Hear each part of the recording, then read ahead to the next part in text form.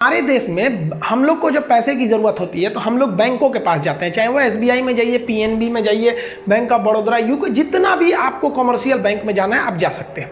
लेकिन जब इन बैंकों को पैसा घटता है ना तो ये आरबीआई के पास जाते हैं। इसलिए हमारा बैंक ये सब, और इन बैंक का बैंक हो जाता है आरबीआई, तो बैंकों का बैंक है आरबीआई, ये पूरे बैंकों को कंट्रोल करके रखता है। देखिए, इन बैंकों का जो इनकम का मेन स्रोत होता है वो ब्याज होता है, यानी इंटरेस्ट होता है। आप बैंक पे जाएंगे कर्जा मांगने, घर के लिए कर्जा लीजिए या फिर कार खरीदने के लिए लोन लीजिए, किसी भी चीज के लिए आप लोन लेते हैं तो ये बैंक आपको आराम से लोन दे देते हैं। आप जाइएगा बड़े बड़े शॉपिंग मॉल में खरीदने तो तुरंत कहते हैं हाँ खरीद लीजिए, ईएमआई पे दे देंगे, क्योंकि जानता है आप 15,000 का सामान खरीदेंगे तो आपसे वो 15,000 के आपके बदले वो पैसा देगा, लेकिन धीरे धीरे आपसे काटते रहेगा, 15,000 की जगह 18,000 ले लेगा। तो इस तरह से बैंकों को फायदा होता है। टोटल बैंक का फायदा ब्याज पर डिपेंड हो जाता है यहाँ पर। अब बैंक को जब पैसे घटते हैं ना तो ये बैंक जाती है आरबीआई से मांगने के लिए। तो आरबीआई से जब ये कर्जा मांगती है तो आरबीआई कहती है कि भाई साहब हम तुमको जब कर्जा देंगे तो हम इस कर्जा पे ब्याज लेंगे, क्योंकि हमें पता है कि तू ससुरा किसी न किसी जनता को देगा और वहां से ब्याज कमाएगा, तो तुम हमको भी ब्याज दो। तो इसी ब्याज को हम लोग कहते हैं रेपो रेट। इसका एक मतलब पूरा नाम होता है रीपर्चेजिंग ऑप्शन, ये जरूरी नहीं है। तो रेपो रेट क्या होता है कि वह ब्याज दर जो आरबीआई इन बैंकों से लेती है कर्जा देने के बदले। सोचिए, ये आरबीआई भी बहुत बड़ा सूदखोर है। ये रेपो रेट के तहत ये बैंक वाले इससे कर्जा ले लेते हैं और इसके बाद इनको दे दिया। अब मान लीजिए कि ये रेपो रेट है आपका 5%, सपोज करके चलिए कि 5% पे ये कर्जा लाने गया, और यहाँ से कोई जनता वाले भाई यहाँ से कोई गए, मान लीजिए यहाँ से गए श्याम, कोई आदमी है श्याम, ये बैंक से कर्जा लेने गया कि भाई साहब हमको कुछ पैसे दे दीजिए, कर्जा चाहिए, हमको लोन चाहिए। तो ये बैंक वाला देखेगा कि भाई साहब हमको तो खुद ही मिला है 5% पे, तो इनको भी हम देते हैं अच्छा खासा, तो इनको दे देगा ये, आप कहेगा भाई साहब आप ले लीजिए 10% पे। तो ये हो गया इसका बेस रेट। अभी आप पूरा समझते चलिए, अभी पूरा समझ में आ जाएगा पीएलआर क्या होता है। तो बेस रेट पे किसको मिला? जनता को मिला। और रेपो रेट पे कर्जा किसको मिला? बैंकों को मिला। कोई भी बैंक को मिल सकता है यहाँ पर।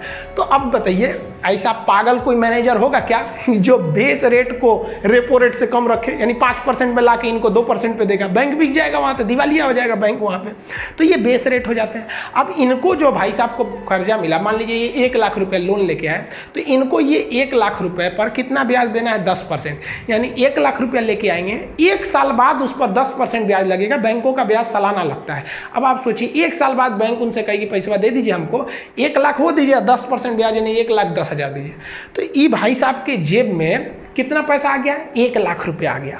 ये कैश पैसा को हम लिक्विडिटी कहते हैं, तरलता कहते हैं कैश पैसा को। ये कैश पैसा बर्बादी का जड़ है। अब ये 1 लाख रुपया लेके घूमेंगे ना तो इनको तो शान से चलेंगे, ससुरा कहीं का 1 लाख रुपया जेब में है। जाएंगे मिठाई की दुकान पर, कहेंगे हे मिश्रा जी 1 किलो मिठाई तोल दीजिए। दामों नहीं पूछेंगे कितना का है, सीधे कहेंगे 1 किलो मिठाई तोल दीजिए। क्यों? क्योंकि जेबवा में नहीं, इनके तरलता बोल रहा है, तरलता, कैश पैसा, बहुत पैसा में दम होता है ससुरा वहाँ पर। यहाँ पे तोल दे, अब वो देखेगा कि अरे बाप रे बाप, ये बोले हैं कि 1 किलो तोल दीजिए, तो 100 रुपया का मिठाई रहेगा तो कहेगा हाँ लीजिए ना, 150 रुपया में बेचें, आपको 120 में लगा देंगे। ये खुश हो गए भाई साहब। ये क्यों खुश हो गए? क्योंकि इनके पास पैसा था। अब मान लीजिए कोई और आदमी ऐसे ही बैंक से लोन लेके आया, वो भी गया मिठाई खरीदने, मिठाई वाला उनको भी बेच दिया 120 रुपये में। अब एक बात बताइए, जो मिठाई 100 रुपये में बिक रही थी उस पर भी उसे प्रॉफिट था, लेकिन इन लोग पैसा के गर्मी में उस दुकानदार से 120 रुपये में खरीदते गए, तो वो दुकानदार अब उसका रेटे कर देगा 120 में कि भैया मेरा 120 में बिक ही रहा है। तो ये कैश पैसा जो आदमी के जेब में रहता है ना, यही आदमी जाके महंगाई बढ़ा देता है, जो सरकार नहीं चाहती है कि महंगाई बढ़े, वरना गरीब आदमी पिसा जाता है यहाँ पर। इसलिए गवर्नमेंट जो होती है वो कहती है बैंकों पे कि तुम लोग कम से कम कर्जा दो, लो कम से कम, लेकिन बैंक वाला कर्जा नहीं देगा तो इसको फायदा कहाँ से होगा? इसलिए बैंक वाला दबा के देता है सब कर्जा कि ले जाइए भाई, जब ले जाइए। तो सरकार कहती है कि जरा तुम नहीं मानेगा, रुको बताते हैं। सरकार आरबीआई को कहती है, आरबीआई सुनो तो बहुत महंगाई बढ़ रहा है, एक काम करो रेपो रेट बढ़ा दो। तो आप कल्पना कीजिए कि जरा रेपो रेट कह देगा 40%, तो इनको 10% पे ब्याज मिलेगा।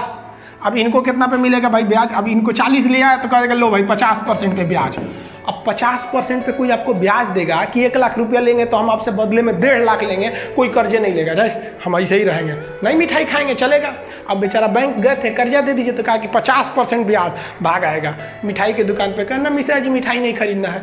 मिश्रा जी देखेंगे यार मिठाई नहीं खरीद रहा है कोई, तो बगल से कोई और आएगा, उसको भी लोन नहीं मिला है, उससे भी कहा मिश्रा जी मिठाई नहीं खरीदना है।